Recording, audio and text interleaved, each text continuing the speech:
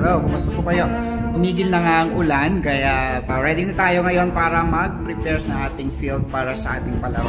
So ngayon ay nag-prepare naman tayo ng ating mga kakailanganin para sa palarong pamparalan. So school meet ito. Kailangan nating maguhit ngayon ng field para sa football at para sa athletic events. Discus throw, javelin, and shot put. So kailangan natin ng mga lines para mag-guide sa atin kung saan ba ang direction dapat na pagbato. Kaya binaybay na namin ang daan papunta sa aming football field. Kasama itong mga makukulit na batang ito. At sila makakatulong ko sa araw na ito.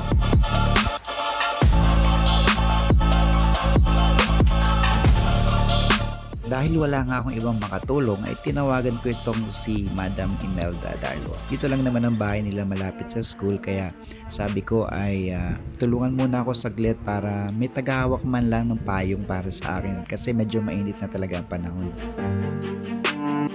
Buti na rin talaga at meron pala ako dito mga estudyante na nag-aabang din naman. Kaya sinama ko na rin sila sa activity na to para ma-involve din naman sila. Excited na rin naman talaga sila, kaya kahit walang pasok ay pumunta sila dito sa school.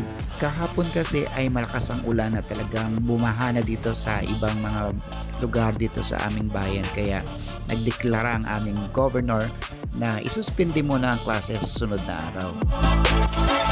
At dahil naubusan na ako ng stick para pambaon dito sa tali sa ground, ay itong si Madam Mel ay inihahanap ako ng mga stick at nakarating sila dito sa ulayan sa paaralan. Wala akong ibang dalang tools, kaya pagdating namin dito sa ground ay talagang nag-i-improvise na lang kami kung ano yung mga pwede namin gawin. Dito nga bilang pambiyak ng kawayan ay bato ang gamit natin. Siyempre, natutunan din natin ito sa Boy Scout. At mabuti na rin nga today ay meron akong nahanap na cameraman ko. Ito ang aking isang estudyante. Pinahawakan ko sa kanya itong aking cellphone para sabi ko, ikaw na lang ang mag-video, sunod-sunod ka na lang sa akin. At magaganda rin naman yung kanyang kuha. Siyempre, turo ko yan. Everyday I'm working like a boss. Keep it shining, yeah, I'm like a star. At habang naglalakad ako ay nawala sa isip ko na may camera nga palang sumusunod sa akin, kaya ito, napasmile naman ako sa kanya. Medyo mahaba-haba pa nga ang aking gagawin, kaya ito, napatakbo na ako. Sabi ko kailangan natin mag-double time kasi baka umulan na naman, wala na tayong magagawa. Yan ang pang-marathon na takbo. Huwag niyong tutularan yan, guys.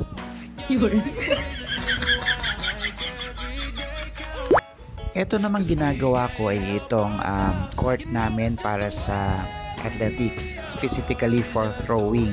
Ito na yung area kung saan sila magbabato ng javelin, ng shot put at ng discus throw.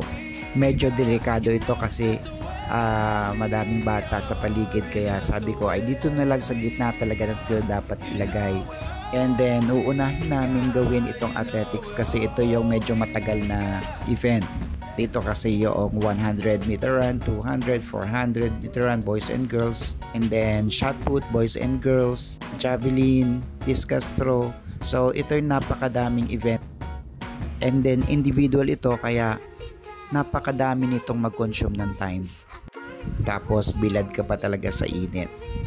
Kung medyo maselan ka or skin conscious ay talagang hindi ka sasama dito sa group na to, dito sa event ng athletics. Kaya ang kailangan talaga dito sa athletics ay yung mga coach na matatag sa init at saka mahaba ang pasensya. Kasi kung mahina ang pasensya mo ay baka mapikon ka. Kumbaga madaling uminit ang ulo dahil nakikiayon sa init ng panahon. But anyway, since ready na itong ating field ay nagtatry na itong ibang mga bata sa kanilang gagawin for tomorrow's activities. Nagtatry na sila ng konting football, konting sipa-sipa, and then dito naman sa athletics ay ready na rin yung ating pang high jump and long jump.